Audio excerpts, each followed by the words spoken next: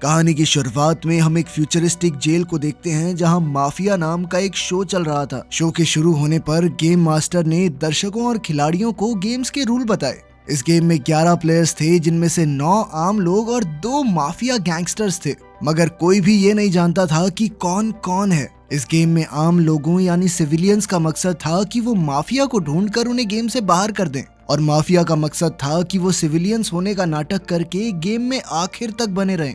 हर रोज सभी खिलाड़ी मिलकर वोट करेंगे कि वो किसे गेम से बाहर करना चाहते हैं, और इस चुने हुए आदमी को असलियत में मार दिया जाएगा, वो भी उस तरीके से जिससे वो सबसे ज्यादा डरता हो। गेम मास्टर के ड्रोन्स हर रात उस चुने गए खिलाड़ी को मौत के मुंह में ले जाएंगे। जो भी इस गेम के अंत तक जिंदा रहा उसे $1 बिलियन का इनाम मिलेगा। अगर आखिरी राउंड में एक सिविलियन और एक माफिया बचा तो माफिया अपने आप जीत जाएगा। इसके बाद हम एक बेहद एडवांस कमरा देखते हैं जिसमें सभी खिलाड़ियों को बैठाया गया था। जल्द ही ड्रोन्स ने वहां आकर सभी खिलाड़ियों की कलाइयों पर एक खास टैटू बना दिया जिसमें लिखा था कि वो सिविलियन है या माफिया। इसके बाद गेम मास्टर ने सभी खिलाड़ियों का परिचय देना शुरू किया। सबसे पहला खिलाड़ी था लूका, जो कि 85 साल का एक अरबपति बुढ़ा था। वो एडवांस दवाइयों और केमिकल्स का इस्तेमाल करके अपनी उम्र से काफी जवान दिखता था। असल में वो 1 नंबर का जुआरी था और सट्टेबाजी करके ही इतना ज्यादा अमीर हुआ था, और अब वो इस गेम में अपनी जिंदगी पर सट्टा खेलने आया था। उसके पोते पोती तो घर पर बैठे बेसब्री से उसकी मौत का इंतजार कर रहे थे, मगर वो ये नहीं जानते थे कि लूका ने अपनी वसीयत में लिखा था कि अगर लूका इस गेम में मारा गया तो उसके पोते पोतियों को कोई पैसा ना मिले। खैर, अगला खिलाड़ी था इलाय, जो 38 साल का एक इंजीनियर है। उसे कैंसर था और डॉक्टर्स के मुताबिक उसके पास जिंदा रहने के लिए सिर्फ 3 महीने का समय है। इसी वजह से इलाय इस गेम में आया था ताकि वो मरने से पहले अपने परिवार को ढेर सारे पैसे दे जाए। जब उसकी पत्नी को पता चला कि इलाय इस गेम में हिस्सा लेने वाला है तो उसने इलाय को रोकने की बहुत कोशिश की, क्योंकि वो चाहती थी कि इलाय अपने आखिरी दिन अपने परिवार के साथ गुजारे, मगर इलाय ने उसकी बात नहीं सुनी। इसके बाद हम 2 और खिलाड़ियों को देखते हैं जो असल में जेल से लाए गए 2 कैदी थे। उनके नाम थे बुचर और इवान। असल में इस गेम शो का सरकार के साथ खास प्रोग्राम था जिसके मुताबिक देश की किसी भी जेल का कोई भी कैदी इस गेम में हिस्सा ले सकता है।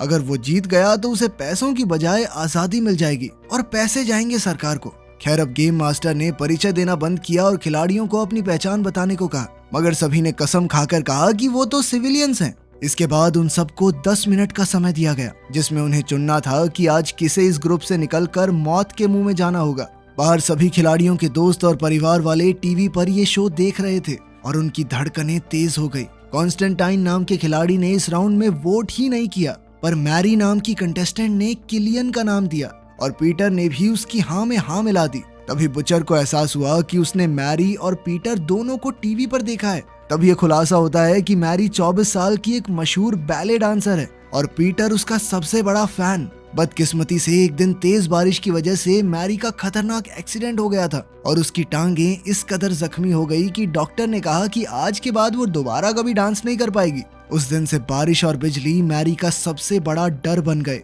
खैर, एक एडवांस सर्जरी के जरिए उसे नकली टांगे मिल सकती हैं जो बहुत बढ़िया होंगी और उनकी मदद से वो दोबारा डांस भी कर पाएगी, लेकिन उसके लिए चाहिए बहुत सारा पैसा, और इसीलिए मैरी इस गेम में आई थी। असल में पीटर भी इस गेम में मैरी की मदद करने ही आया था। सच तो ये था कि आज तक वो मैरी को पैसे देने के लिए न जाने कितनी चीजें बेच चुका था। ये आदमी पागल है भाई प्यार में, ये मरेगा पक्का, लिखवा लो मेरे से। लेकिन ये सुनकर मैरी रोने लगी, क्योंकि असल में पीटर कई सालों से पागलों की तरह उसका पीछा कर रहा था और मैरी को ये बात बिल्कुल भी पसंद नहीं थी। खैर, बाकी खिलाड़ियों ने जब ये देखा तो उन्हें लगा कि ये तो एक सपोर्टर के साथ आई है, ऐसे तो ये जिसे चाहे एलिमिनेट कर देगी। इसीलिए उन सब ने पहले मैरी का ही नाम ले लिया। उसी पल पीटर ने बीच में आकर कहा कि वो माफिया है, मगर इतने में समय खत्म हो गया था और मैरी गेम की सबसे पहली शिकार बन गई। तब ये बताया जाता है कि उसकी कलाई पर सिविलियन टैटू था, यानी वो एक सिविलियन थी।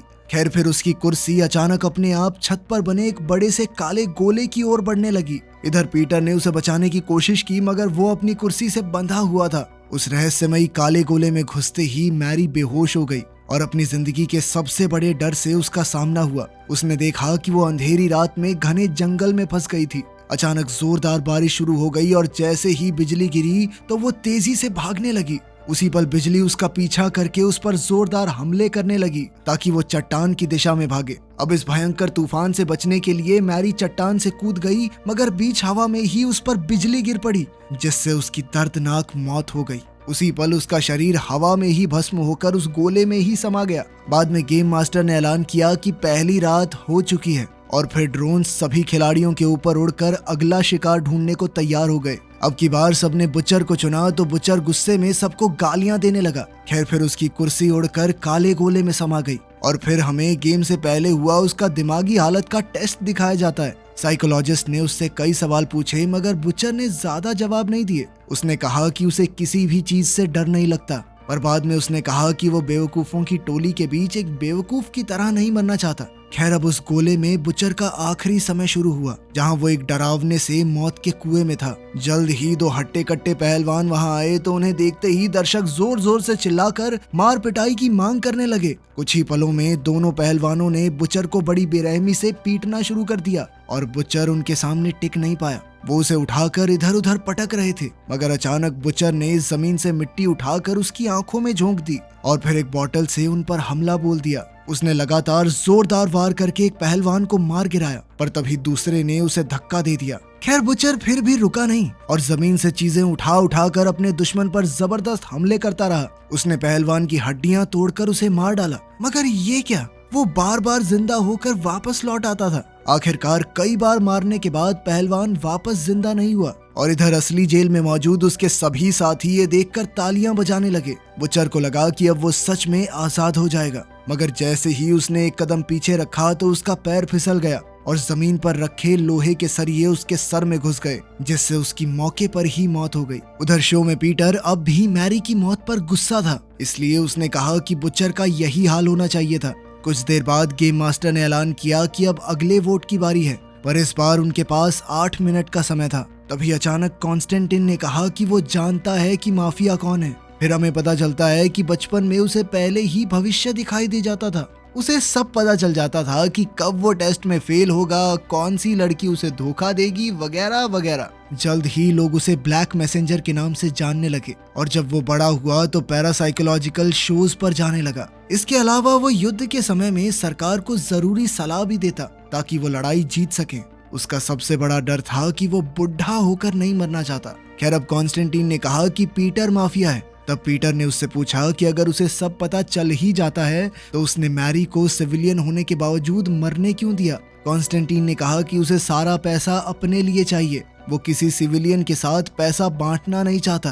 खैर अब पीटर को लगा कि कॉन्स्टेंटीन ही माफिया है और उसने कॉन्स्टेंटीन को वोट कर दिया। इलाई और लॉरा ने भी कॉन्स्टेंटीन का नाम लिया, मगर बाकी खिलाड़ियों ने पीटर का नाम लिया। आखिरकार ये खुलासा होता है कि पीटर भी एक सिविलियन था, यानी कॉन्स्टेंटीन ने झूठ कहा था। इसके बाद हम पीटर की दिमागी हालत का टेस्ट देखते हैं, जिसमें उसने कहा था कि उसे मैरी को खोने के अलावा किसी चीज से डर नहीं लगता। पर जब साइकोलॉजिस्ट ने उसे सोचने पर मजबूर किया तो पीटर को याद आया कि बचपन में उसे पानी से डर लगता था। फिर जैसे ही पीटर की कुर्सी काले गोले में समा गई तो उसका सामना जिंदगी के सबसे बड़े डर से हुआ। पीटर ने देखा कि वो समुद्र के बीचों बीच एक कश्ती में था। पीटर तुरंत चप्पू चलाकर आगे बढ़ने लगा ताकि वो आइलैंड तक पहुंच जाए, मगर अचानक उसकी नाव में छेद हो गया और जैसे ही उसने छेद को ढकने की कोशिश की तो उसका हाथ कट गया। इसी कारण उसका खून समुद्र में घुल गया और खून की सुगंध पाते ही शार्क्स वहां आ गई। पीटर काफी घबरा गया और फिर से चप्पू चलाने लगा, मगर अब धीरे धीरे उसकी कश्ती में पानी भर रहा था। तभी अचानक उसने चप्पू से एक शार्क पर हमला करके उसे मार डाला। जल्द ही बाकी शार्क्स उस मरी हुई शार्क को खाने में लग गई और इसी मौके का फायदा उठाकर पीटर पानी में कूदकर आइलैंड की ओर तैरने लगा। मगर अचानक उसने देखा कि आइलैंड अपनी जगह से गायब हो गया था और जल्द ही शार्क्स वहां आकर उसे खा गई। जब पीटर मरने वाला था तो उसे लगा कि मैरी की आत्मा उसे लेने आई है और उसने मुस्कुराते हुए अपनी आखिरी सांसें ली। इधर गेम में रात होने से पहले खिलाड़ियों को एक और खिलाड़ी का नाम चुनने का मौका मिला, मगर अब की बार उनके पास 6 मिनट थे। तब हम वॉल्टर नाम के एक खिलाड़ी को देखते हैं जो कि 45 साल का मिलिट्री ऑफिसर था। उसने आज तक अपने देश के लिए कई युद्ध लड़े थे, पर अपनी जिंदगी में इतना मुश्किल वक्त देखने के बाद अब वो गहरे सदमे में था। वो इस गेम में इसलिए आया था ताकि उसकी किस्मत ये फैसला करे कि उसे जिंदा रहना चाहिए या नहीं। असल में युद्ध के दौरान वॉल्टर से एक बहुत बड़ी गलती हो गई थी, जिस वजह से कई जवान सिपाही मारे गए थे। वॉल्टर ने दरअसल इवान नाम के खिलाड़ी का केस टीवी पर देखा था, इसलिए उसने इवान पर बच्चों का कातिल होने का इल्जाम लगाया। तब हमें इवान का परिचय दिया जाता है। इवान बस एक आम स्टूडेंट हुआ करता था, जो एक रात अपने दोस्तों के साथ बाहर जाकर शराब पी रहा था। उसकी गाड़ी की रफ्तार बहुत ज्यादा तेज थी और अचानक उनका जोरदार एक्सीडेंट हो गया, जिसमें उसके 2 दोस्तों की मौत हो गई। इवान और जो लड़का गाड़ी चला रहा था वो दोनों जैसे तैसे इस एक्सीडेंट में बच गए।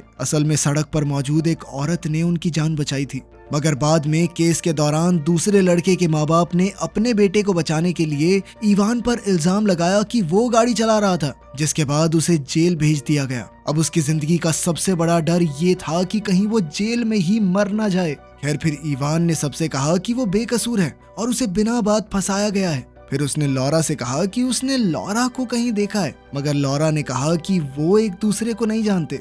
इसके बाद लॉरा ने वॉल्टर पर माफिया होने का आरोप लगाया, तो वॉल्टर ने वापस उसे माफिया कहा। जल्द ही दोनों में बहसबाजी शुरू हो गई, मगर अंत में वॉल्टर ने लॉरा के नाम का वोट डाल दिया और फिर लॉरा ने अपना वोट वॉल्टर को दिया। जल्द ही लूका, इवान और इलाई ने भी वॉल्टर का नाम लिया, तो वॉल्टर गुस्से में चिल्लाने लगा। अंत में कॉन्स्टेंटीन ने भी वॉल्टर का नाम लिया। तो अब बाकी किसी के वोट करने से कोई फर्क ही नहीं पड़ेगा, क्योंकि बहुमत ने वॉल्टर को चुन लिया था। तब जाकर ये खुलासा होता है कि वॉल्टर भी एक सिविलियन ही था, यानी दोनों माफिया मेंबर अब भी गेम में ही थे। जैसे ही वॉल्टर की कुर्सी काले गोले में समाई, तो वो उसी जगह पहुंच गया जहां उसने अपनी जिंदगी की सबसे बड़ी गलती की थी। उसने अपने आदमियों को दुश्मन के हमले से सावधान करने की कोशिश की, लेकिन तब तक बहुत देर हो चुकी थी। जल्द ही दुश्मनों ने उसकी टीम को चारों ओर से घेर लिया और वॉल्टर के फौजी कीड़े मकोड़ों की तरह मरने लगे। कुछ ही पलों में वॉल्टर का ये सपना और भी डरावना हो गया, जब उसके सामने मौजूद दीवारें गायब हो गई और सामने से और दुश्मन उन पर हमला करने आ गए। वो बड़ी बेरहमी से वॉल्टर के फौजियों को चुन चुन कर मार रहे थे। आखिरकार वॉल्टर बाहर निकला तो उसने दुश्मनों पर ताबड़तोड़ गोलियां चला दी, मगर अपने साथियों की मौत और सामने दीवार गायब होते हुए देखकर उसे एहसास हो गया कि उसका आखिरी समय आ चुका है। आखिरकार दुश्मनों ने वॉल्टर को गोलियों से भूनकर मार डाला। कुछ देर बाद हम देखते हैं कि गेम में एक और शाम ढल चुकी थी और अब अगले शिकार की बारी थी। तब ड्रोन्स ने लॉरा को चुना और फिर हमें लॉरा की कहानी बताई गई। लॉरा के पास घर, अच्छी नौकरी और एक हंसता खेलता परिवार था, पर बदकिस्मती से वो नशे की गिरफ्त में आ गई और उसकी हालत काफी बिगड़ गई। उसने अपने पति को भी अपनी कोई मदद नहीं करने दी। फिर जल्द ही उसके बेटे की मौत हो गई और उसका पति उसे अकेला छोड़कर चला गया। अब वो बिल्कुल अकेली रह गई थी। फिर उसने कहा कि उसे सबसे ज्यादा डर ऊंचाई से लगता है। लॉरा ने बताया कि उसने पूरे 8 साल तक घर से बाहर कदम नहीं रखा, पर एक रात जब वो सड़क किनारे थी तो उसके सामने एक घिनौना एक्सीडेंट हुआ। तब ये खुलासा होता है कि लॉरा ने ही इवान और उसके साथी की जान बचाई थी। साथ ही उस लड़के के माँ बाप ने लॉरा को कोर्ट में झूठी गवाही देने पर मजबूर किया था। ये सुनकर इवान के होश उड़ गए, मगर फिर भी उसने लॉरा को माफ कर दिया, क्योंकि अब सच सबके सामने आ गया था कि वो बेकसूर है। आखिरकार गेम में ऐलान हुआ कि लॉरा भी एक सिविलियन थी। जब उसकी कुर्सी काले गोले की तरफ जा रही थी तो लॉरा ने इवान से कहा कि वो उसकी जीत की कामना करेगी। आखिरकार उस गोले में लॉरा ने देखा कि वो एक प्लेन पर थी, जो कि एक डरावने काले बादल की ओर बढ़ रहा था। जल्द ही इस अंधेरे बादल ने प्लेन पर हमला कर दिया, जिससे प्लेन को काफी भारी नुकसान हुआ। प्लेन के कई पुर्जे टूट गए और छत गिरने लगी। एक एयर होस्टेस उसकी सीट बेल्ट ठीक करने आई, मगर अचानक अंधेरा उसे भी निकल गया। धीरे धीरे प्लेन के सभी हिस्से टूटकर गिरने लगे और आखिरकार लॉरा भी मौत के मुंह में गिर गई। इसके बाद खिलाड़ियों को अगला इंसान चुनने के लिए 4 मिनट का समय दिया गया। कॉन्स्टेंटीन ने तुरंत इवान का नाम लिया, जिससे वहां बहस शुरू हो गई और इसी दौरान इलाई को एहसास हुआ कि शायद कीरन और केट एक दूसरे को जानते थे। कीरन ने कहा कि कॉन्स्टेंटीन माफिया है, पर इवान ने इलाई का नाम लिया। इस वक्त सभी खिलाड़ियों के बीच मतभेद हो रहे थे। कॉन्स्टेंटीन, इलाई और लूका ने इवान का नाम लिया, जबकि केट और कीरन ने कॉन्स्टेंटीन का नाम लिया और इवान ने इलाई को वोट दिया। अब रूल्स के मुताबिक चुने गए खिलाड़ी को सबसे ज्यादा वोट्स मिलने चाहिए, इसलिए ये ऐलान हुआ कि एक बार फिर से वोटिंग होगी।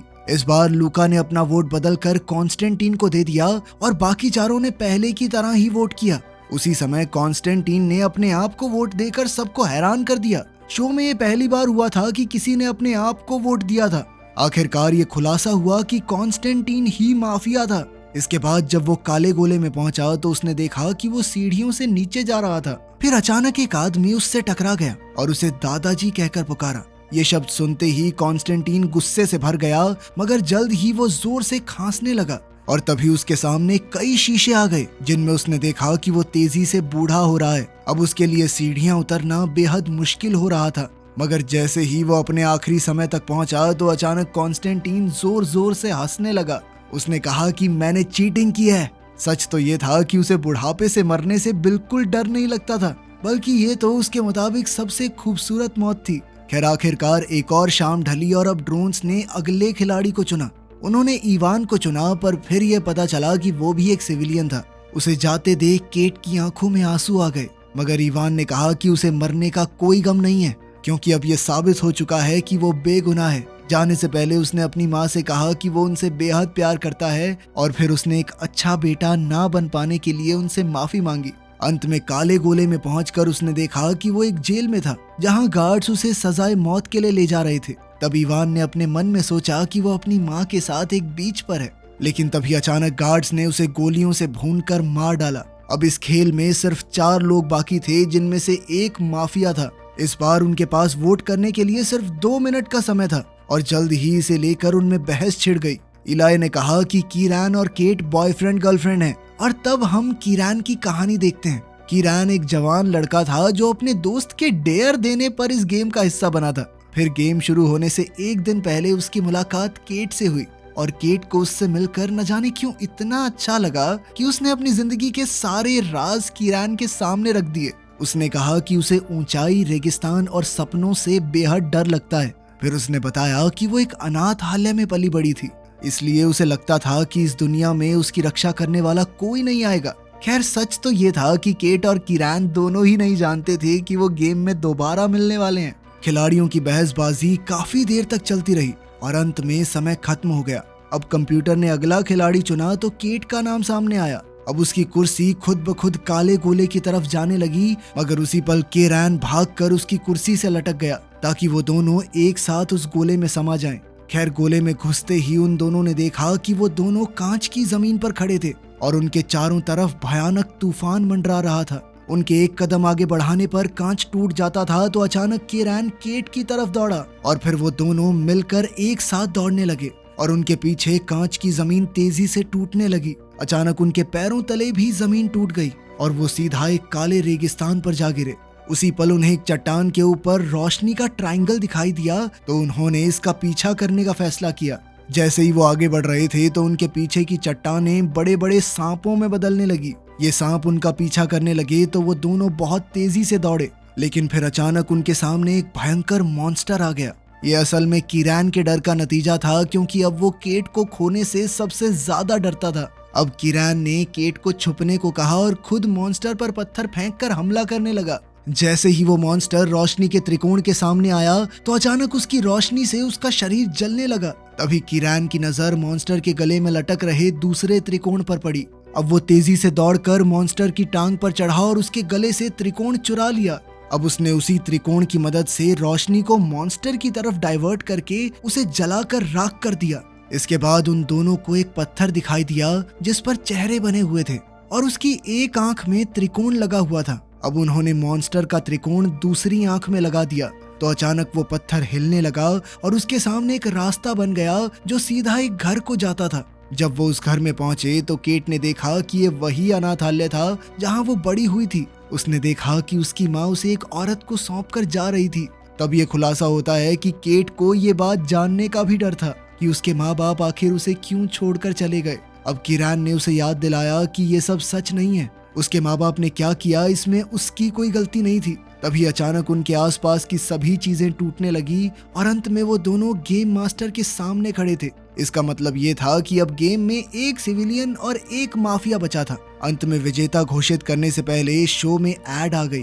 तब गेम मास्टर ने बताया कि कॉन्स्टेंटीन उसके लिए काम करता था और वो कीरान और केट का इस्तेमाल करके इस गेम को खत्म करने का तरीका ढूंढ रहे थे। गेम मास्टर ने कहा कि वो दोनों अभी भी उस सपने में कैद हैं, लेकिन दर्शक अब खिलाड़ियों को मरते हुए देखकर थक चुके हैं, इसलिए उसने अब ऑडियंस को कीरान और केट का प्यार दिखाने की सोची।